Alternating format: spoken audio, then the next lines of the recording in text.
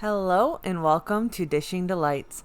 My name is Jenica and today I am going to share with you 3 more shelf-stable pantry recipes. Now let's get into it. The first thing we are going to make is a chickpea and tomato pasta. I'm going to chop up my onion, I'm going to mince some garlic, and then I'll bring you over to the stove where we saute these babies up. Make sure you save your veggie scraps. I toss mine into the freezer and then I use them for stock.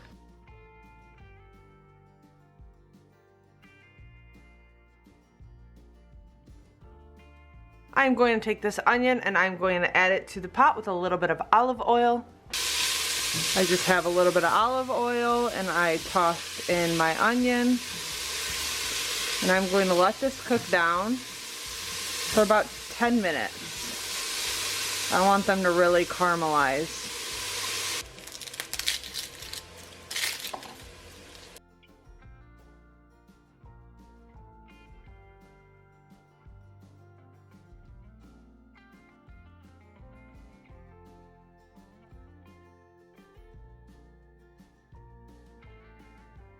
I know some people like their garlic really finely minced. I don't mind a little bit of a garlic chunk in my bite.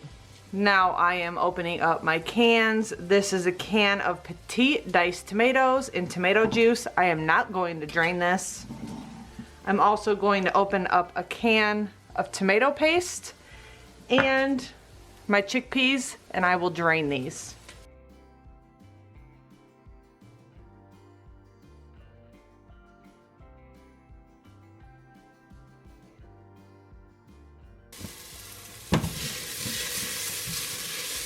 Now I was worried that I burnt these, so I had to do a little taste test and it tastes great. So I am going to add in my garlic.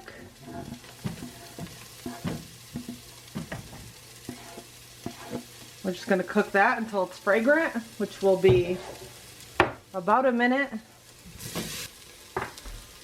I'm going to take like a tablespoon and a half of tomato paste.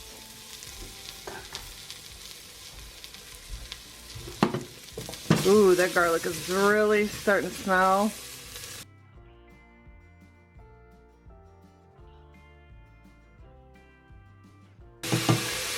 Tossed in those diced tomatoes as well.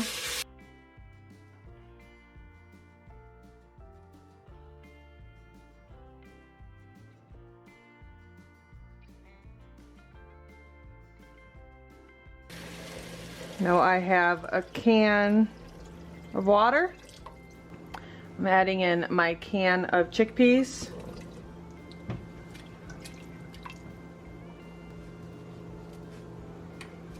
And then I'm going to add in my pasta. And I'm just going to cook that pasta right into the dish. Now, these look like really dark on camera. Maybe not when you get close. These little like burnt pieces of onion, but they taste amazing. So I'm going to let this go. We're slowly going to incorporate this pasta in, and then we'll have a nice hearty dinner.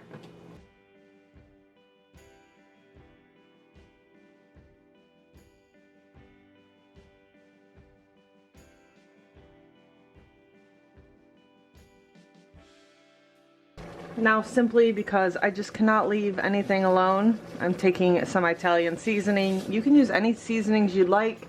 As you can see, the pasta is now cooking down. And once that pasta is cooked through, dinner is finished.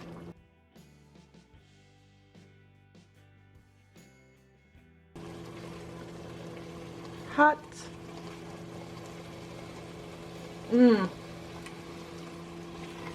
About 1 more minute and this is done. That actually tastes really good.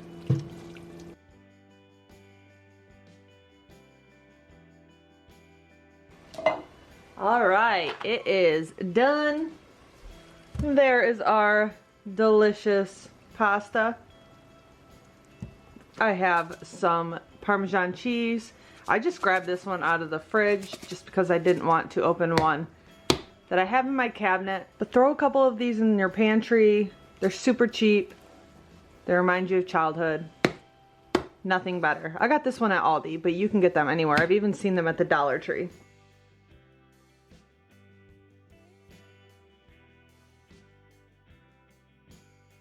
Doesn't that look delicious?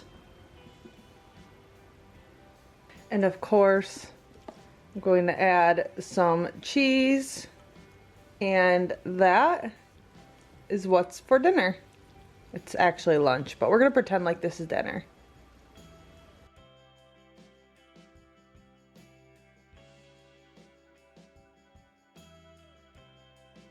This turned out amazing. I cannot wait to enjoy. All right, let's make some soup. Now I have 8 cups of water. I'm going to bring this to a boil. Ooh, that wasn't good.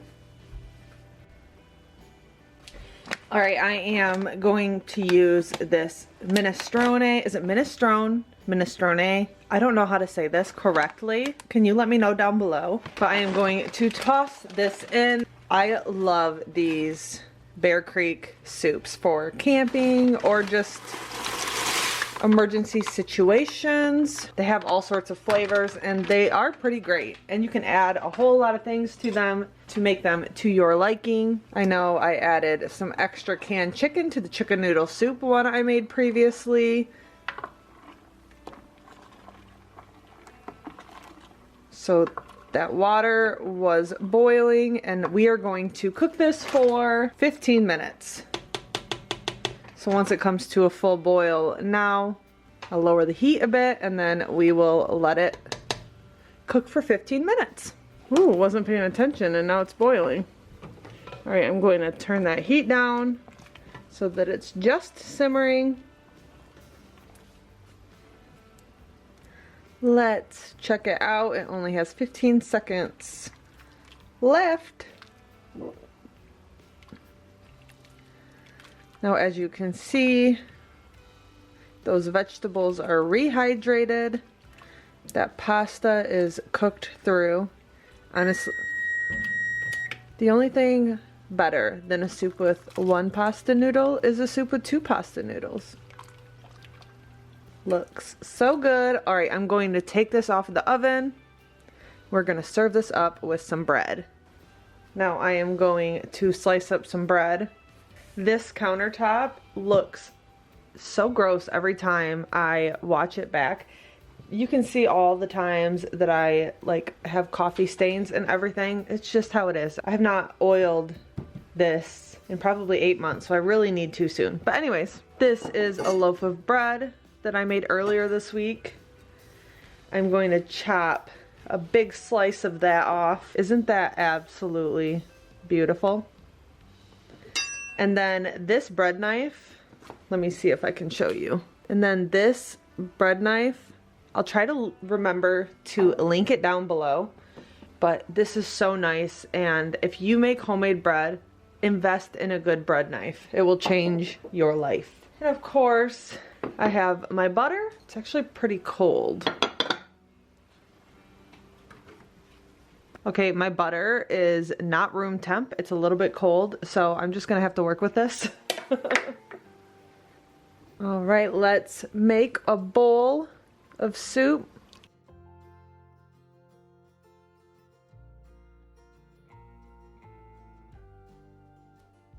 And that is what's for dinner. Now I know I've had this before, but I want to try it. Oh wow. This is very flavorful. Oh my goodness, this is delicious. So if you have these, I get my Bear Creek soups at Walmart. If you have these around, just pick up a few and have them in your cabinet for a rainy day. And then I am just going to dip my bread in that. 10 out of 10 would recommend. All right, I am going to share with you a snack that I have been making so much lately. I like just popcorn with salt and pepper, and my husband loves kettle corn. So one day I was scoping the internet and I seen this recipe and I had to try it out, and it's been our go-to. So I have 3 tablespoons of oil, 3 tablespoons of sugar, and 6 tablespoons of popcorn. I think I actually might have made, this might be too much. I don't know if this will fit in this, but you need a thick bottomed pot with a lid. And you have to be very careful with this. I'm nervous because I've never done this with a camera in front of me. So if you fall over halfway through, I'll pick you up, girl, but it might be at the end. All right.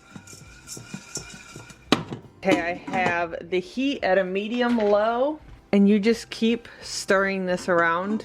It's kind of hard because you do have to keep venting the lid, but I'll leave this recipe down below just because the way I'm explaining it isn't correct, I'm sure, but it turns out delicious every time. You just want to keep stirring this, that way it doesn't get burnt on the bottom.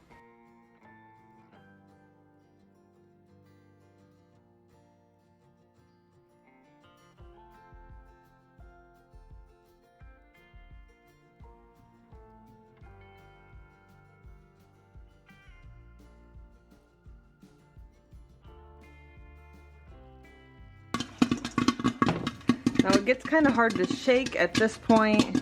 You just want to make sure it stays a little bit vented. Now some will inevitably burn.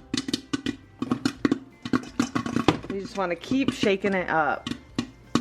And then once it starts to slow the popping down, you'll pull it from the heat and then we'll place it into another bowl.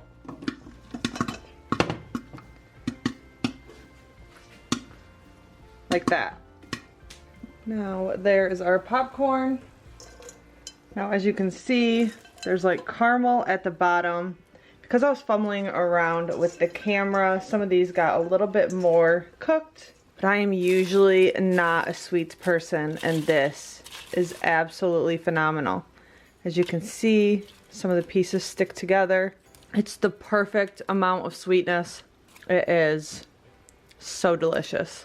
And this is with the popcorn that I get from Azure Standard. So I'll link that popcorn down below as well. Now let me know if you would like more shelf-stable pantry snacks. I usually just do dinners, but I have plenty more snacks to share, so maybe I'll do a couple dinners and a snack every video now. So I hope you enjoyed this shelf-stable pantry meals video. If you like it, please hit that like button. Make sure you're subscribed.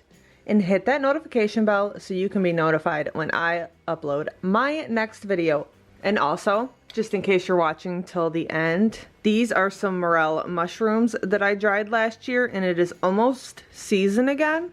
So we are going to use these in the next shelf-stable pantry meals video, which will be coming up in just a few days. So stay tuned for that. We're gonna make a morel bisque. So I am so excited for that.